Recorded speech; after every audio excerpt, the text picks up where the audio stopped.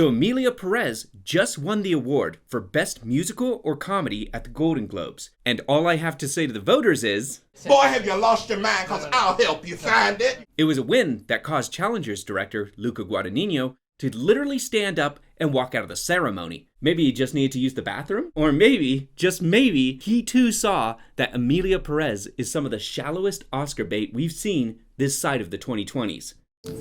Bingo. Its entire inclusion in the award season is less on the merit of good storytelling and more the voters using it as a big middle finger to the Trump ads that ran during this year's election cycle. But who doesn't like a film that boils the pot a little and generates a few spicy headlines? The attention would be far more warranted if Emilia Perez on its own was actually a competent movie. Now this may shock you here, so hold on, but I usually don't go to movies just to see how well they stick it to a campaign slogan. Yet what I hate even more is a bad movie. And the Golden Globes, they've forced my hand here. So now, let's dive into the inferno. For those who don't know, Emilia Perez follows a Mexican drug kingpin who transitions and tries to build a new life for herself and for her family with the help of a lawyer. It's hard for me to ignore that this film really is trying to balance a lot of big hot button topics all at the same time. It's covering the Mexican drug cartels, it's covering illegal immigration into the United States from Mexico, and it's covering trans identity and rights. Director Jacques Ayudar is like a cartoon character trying to juggle a bunch of eggs, and then they all end up falling on his face. Or at least they would if it wasn't for his circle of friends who are busy patting him on the back and congratulating him on turning people into topical props, all while pretentiously spewing just whatever this is all over the screen. I'd like to know about sex change operations. I see. From penis to vagina. Woman to man. Man to woman to man. So much art. I can't handle it. Do you see it? Do you see the art happening? Emilia Perez is a movie that's almost entirely in Spanish, and it takes place in Mexico following a transgender woman. But it's directed by a French man who once said in a promotion, "I don't need to study any of this. I already know what I need to know." As a result, this movie gets a lot of things wrong about the Mexican culture as a whole, as well as the drug trade, politics, immigration, and, well, pretty much actually everything else. Many Mexican newspapers, critics, and even industry insiders, they were calling out the movie's depiction of their culture as shallow and inauthentic. I mean, they showed that they love football. What more do you want from him? I don't know, maybe not depicting their entire culture as a violent hellscape and, having their entire nation stripped of its identity by some foreign director?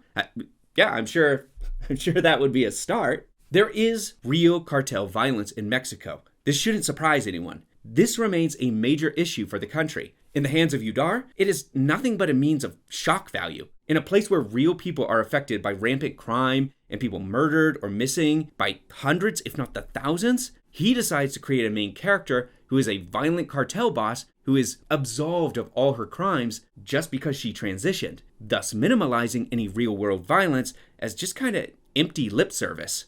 It's just like, oh, look at that. It's the little drug cartel kingpin. She's just a normal person. Please ignore all the bloodbath, murder, kidnapping, and destruction that was all enacted on her behalf. Nothing to see here. Everything about this setting is superficial and kind of surface level, all for this movie that's really trying to make Mexico a central location and narrative factor. Its attempts to cover issues here are all pretty poorly researched and half-assed. The director can't even be bothered to hire people who actually speak the language. Zoe Saldana, fortunately for her, she got away better on this front. I think she did actually know some Spanish from when she was a kid and then forgot it and then had to relearn it.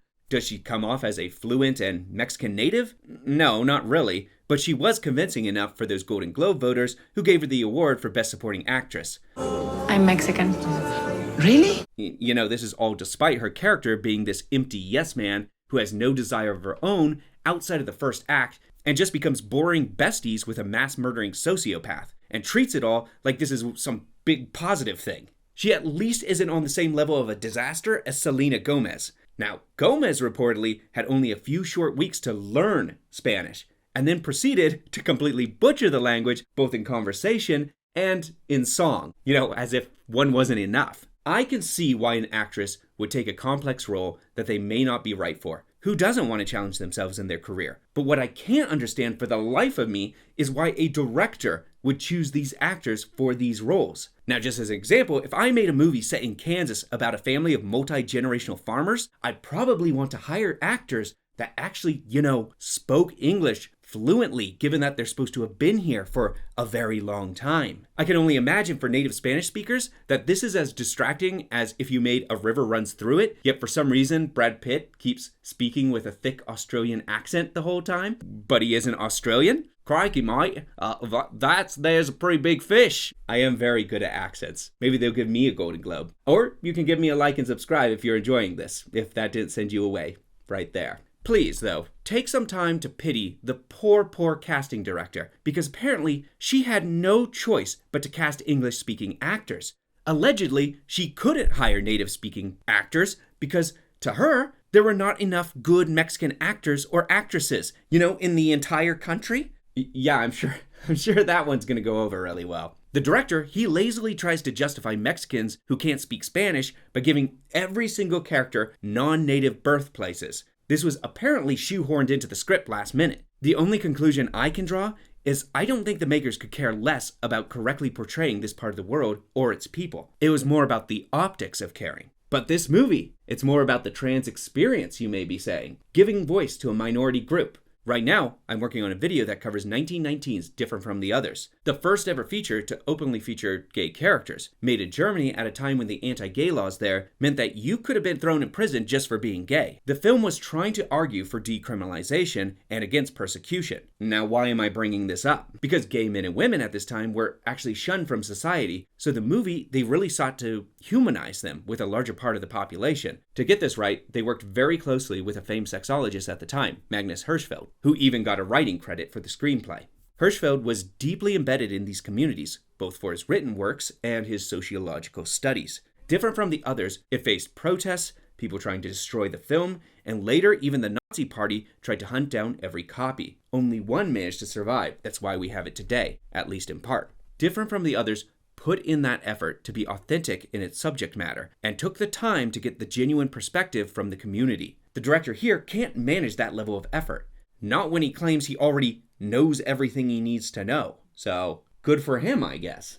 Trans actress Carla Sofia Guzon actually comes out of this thing looking probably the best out of everyone and gives probably the strongest performance. She's doing the best she can with the material that provides very little in the way of favors. Beyond the script that features poor pacing, bad character motivation, and a lack of just general research, what do you know? It turns out the trans community doesn't seem that fond of this film either, at least as far as I've been able to see. Ayudar, he treats transitioning like almost this death in rebirth. That Emilia's old self as Manitas was evil and violent. When she becomes Emilia, she is almost absolved of all these terrible crimes, reborn in a way, which allows her to say, hey, new year, new me. And then the film portrays her as entirely sympathetic, free of accountability, and almost a completely disconnected person. The problem with that is that even within trans circles, they don't see identity as working this way. They don't suddenly lose all responsibility and agency for actions taken before transitioning. They don't become just this blank slate, and their old life doesn't become this repressed persona like it's Gollum. And that's not even getting into the kind of heavy misandry of blaming Emilia's old violent actions on her past masculinity, and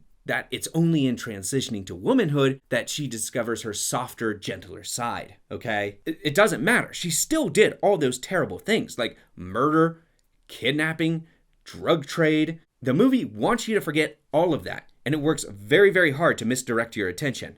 And I'm not even getting into the half of it here. There are many, many more trans kind of no-nos that they did here, such as dead naming, a trans woman abandoning her child after transitioning, and then reversing and I guess kind of misdoubtfiring her kids. Hello! Great.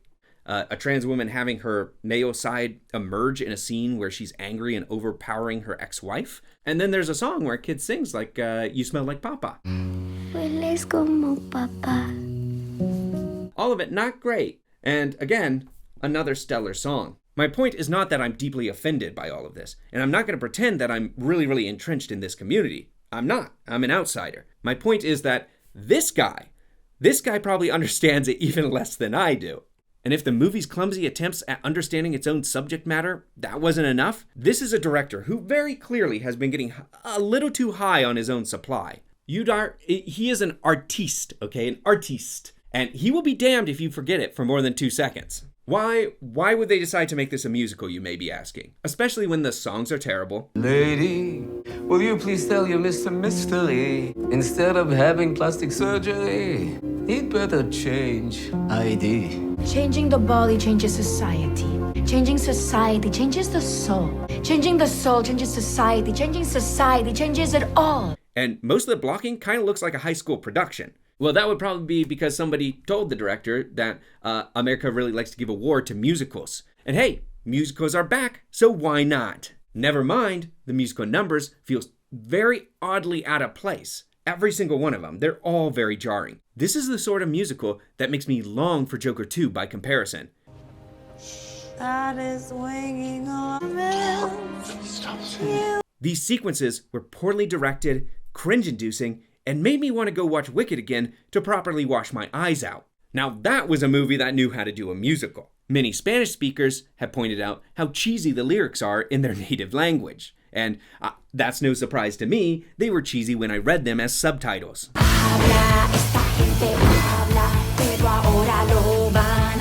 It gets even better though. Add in some over-the-top, on-again, off-again, artsy-fartsy expressionism that makes wine drinkers in France and Napa Valley feel really cultured. Now you've got the makings of a movie that's excess in style and lacking in tonal cohesion. Listen, there was another movie that came out called I Saw the TV Glow. While I also was not a fan of this one, I can at least appreciate how it was embraced by the target audience and had a layer of effective subtext for them. It also had a consistency in its style, even though I personally failed to connect with it. It successfully knew its audience. Emilia Perez, it also knows its audience. It's just, not the trans community. And it's certainly not people who live in Mexico either. No, its target audience is Hollywood elites. These are the people who like to talk about their refined film palette over a charcuterie board of cheese and crackers, all while not having the awareness that they're actually drinking grape juice and eating wheat thins with Cheese Whiz. For them, it is more about what is being served, not the quality of what is on the plate. Emilia Perez has decided that this is their target group, and it's hit it dead center. If this all sounds familiar, it is because this is not our first time around the block. Back in 2004, the Academy chose what many consider now to be the worst Best Picture ever. You may remember it, it's Crash. At the time Crash was released, people again were maybe too concerned with optics rather than the actual quality of the storytelling. Voters felt it was saying the right things about race in America at that time. However, in the process, it was actually kind of making a more shallow and melodramatic case for its arguments, all while creating stereotypes and kind of almost nearly doing the exact same thing it was preaching against. Characters were reduced to just these flat tropes, it felt like a soap opera, and the tone had almost this edge of being like a sermon, like you were being preached to. But it was a sermon on topics that clearly they had a pretty minimal grasp on. What do I know though? It all led to Oscar Gold. History has a way of repeating itself time and time again. If the Oscar voters, they don't wake up and smell the roses, they may be heading for another just widely publicized embarrassment. I would not be surprised to see Emilia Perez end up as the Crash of 2024. As it stands, it's among one of my worst movies of 2024. It's disastrous as a musical. It's kind of offensive to Mexicans, and it's certainly out of touch with the trans perspective. It's a mess of a movie full of despicable murderers and dirty lawyers, and the film just wants me to root for them, when really, I'd happily prefer to see them all behind bars. But that's all I got. Now go to my comment section. Go. Sorry, what now? I will be back with, hopefully, finally, my 1919 in film video very, very soon, as well as more modern day analysis. As always, please keep those reels turning. Thank you.